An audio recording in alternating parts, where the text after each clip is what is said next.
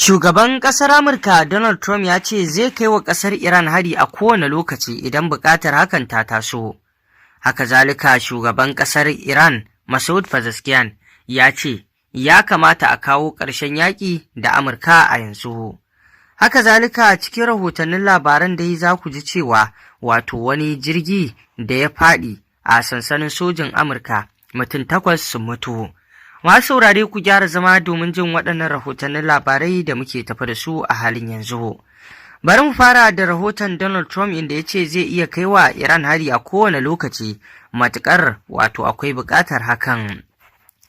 Shugaban Amurka Donald Trump ya ce zai iya kai wa Iran hari a kowane lokaci ko sau 100 ne domin ganin ya hana ƙasar mallakar makamin nukiliya. A wata tattaunawa ta rediyo, Trump ya ce in banda matakin da ya ɗauka, da yanzu babu Isra'ila ko ƙasashen gabas ta tsakiya. A cikin tattaunawar Trump ya ce ya bayar da umarnin kaiwa Iran hari ne yayin da bai wuce mako 2 ta mallaki makamin nukiliya ba. Trump ya ce duk da harin labaran da ake yadawa, amma Amurka ce ke iko da mashigar Hormuz. Ya kuma dage kan cewa an yi matuƙar illa ga ɓangaren makamai masu linzami da kuma na jirage marasa matuƙa na ƙasar Iran, yayin da aka yi matuƙar raunata tattalin arzikinta. To kun ji wannan saƙo dai da batun Trump kan cewa ba dan ya dage ba da yanzu babu Isra'ila, babu kuma ƙasashen da suke gabas ta tsakiya. Kuma sannan babban muhimmin batu a cikin maganarsa cewa yayin da ƙasar Iran bai fi mako 2 ya rage ta mallaki makamin nukiliya ba. Wannan shi yake ƙara tabbatar da cewa ƙasar nan ta Iran makamin nukiliyar ta mataki kaɗan ya rage ta gama shi, kamar yadda a wasu batu da suke fita wanda dai duda ba fitowa suka yi a sahihan bayanai daga Iran ba, Iran za ta iya ƙera makami cikin awa 24 idan ta ga dama. A yanzu za ta iya ƙera shi. Shi ya sanya wasu ke ganin cewar ma ai Iran ta riga ma ta mallaki makamin nukiliya. Duk wannan fuffukan da ƙasar Amurka ta san cewar Iran a yanzu idan ta ga dama za ta iya ƙerawa. Shi ya sanya suke so su hana su sukunin kammala komai. Kuma a yanzu haka ma wasu na kallon cewar ta iya yiwuwa duk da cikin rikicin nan da ake, Iran ta gama mallakar makamin nukiliya, wanda shine babban jigon ƙarfinta idan ta mallaka.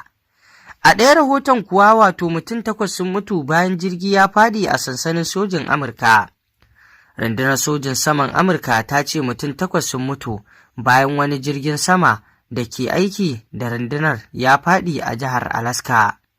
Jirgin, wanda wani kamfanin farar hula ke aiki da ƙarƙashin wani kwantiragi da gwamnati, ya fadi ne da rana a kusa da Cape Newham a yankin Anchorage. Hukumomi sun ce har yanzu ba a bayyana mutanen da ke cikin jirgin ko kuma manufar tafiyarsu ba.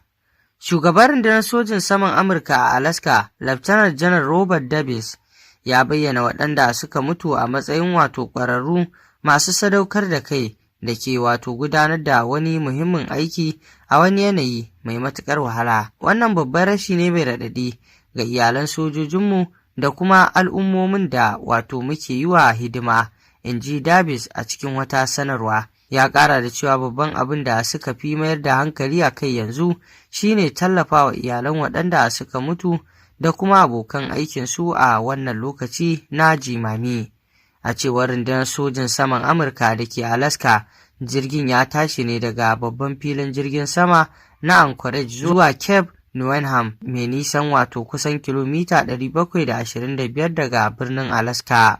Masu aikin ceto da suka isa wurin da hatsarin ya auku sun tabbatar da cewa babu wanda ya tsira. An fara bincike domin gano musabbabin hatsarin, yayin da hukumomi suka ce za a bayyana sunayen mamatan ne bayan an sanar da iyalansu kan wannan al'amari. A ɗaya rahoton kuwa shugaban ƙasar Iran Masoud Pezeshkian ya ce ya kamata a kawo ƙarshen yakin Iran da Amurka. Shugaban ƙasar Iran Masoud Pezeshkian ya ce lokaci yayi da za a kawo ƙarshen yaƙi da ƙasar ke yi da Amurka, kasancewar a yanzu Iran ɗin ce a sama. Pezeshkian ya ce yanzu ne ya fi cancanta a kawo ƙarshen yakin, yayin da muke da tasiri, muke da sauran mutunci, kuma duk duniya aka amince cewa mun yi nasara. Sannan ya jaddada cewa Amurka ta saɓa wa dokoki ta hanyar kai hare-hare kan makarantu da asibitoci da kayan amfanin al'umma, kuma duniya ta tsane ta. Pezeshkian ya soki lamirin waɗanda ya ce ba su san abin da yake faruwa ba, kuma ba su san halin da gwamnati da kwamandojin sojin ƙasar da majalisar dokoki ke ciki ba, suna magana ba tare da sanin wahalar da ake ciki ba. Sai dai shugaban ya ce kalamansa ba suna nufin miƙa wuya ba ne, ba za mu miƙa wuya ba ta kowane irin fanni, babu tantama a kan hakan, za mu tunkare su har lokacin da numfashinmu zai fita, kuma za mu azabtar da su. Kalaman na shugaban Iran na zuwa ne yayin da gwamnatin Amurka ke sauya salon yaƙi, inda a yanzu take ƙoƙarin komawa kan matsi na tattalin arziki. A cikin dai batutuwan dai abubuwa da dama na nuna cewa yaƙin dai ka iya zuwa ƙarshe nan ba da daɗewa ba, duk da babu tabbaci akan haka. A yanzu dai za a iya cewa ɓangaren da ya fi damuwa a kawo ƙarshen yaƙin, ana kallon Trump shi ma na ɗaya daga cikin babban ɓangare na so a kawo ƙarshen yaƙin. Kalamansa har yanzu suna nuni da cewa yana nufin za su iya kaiwa ƙasar Iran hari ko da 100 ne, in dai har da nufin hana su mallakar makamin nukiliya. Kuma a cikin kalaman Donald Trump ya nuna cewa ba don yunkurin da suka yi ba, da yanzu babu ƙasar Isra'ila, babu wasu ƙasashe na gabas ta tsakiya. Kamar yadda yake wannan jawabi, tabbas yana nuna cewa irin hare-hare da ƙarfi da Iran ta taso da shi, da tuni ta kauda Isra'ila da wasu ƙasashe a gabas ta tsakiyan. Kuma haka zalika ya ce da tuni Iran ta mallaki makamin nukiliya a cikin sati 2. To kaga cewar Iran shirin makamin nukiliya ta tawargaza shi abu ne da ba zai taɓa yiwuwa ba, wadda ta ci ƙarfin zango na mallakar makamin nukiliya, wadda ma ake batun a awa 24 za ta iya kammala shi, sannan a ce tawargaza shi. Wannan abu ne da ba zai ma taɓa yiwuwa ba, musamman ma ƙasar nan ta Iran sun san cewar babu wani abu da suke fuskanta face matsi daga Isra'ila da Amurka. Amma idan suka mallaki wannan makami, shi kenan ƙarshen matsi da kuma matsin lamba da Amurka da Isra'ila da ma sauran ƙasashe ke masu dolen su dakata, saboda wannan makami da suka mallaka.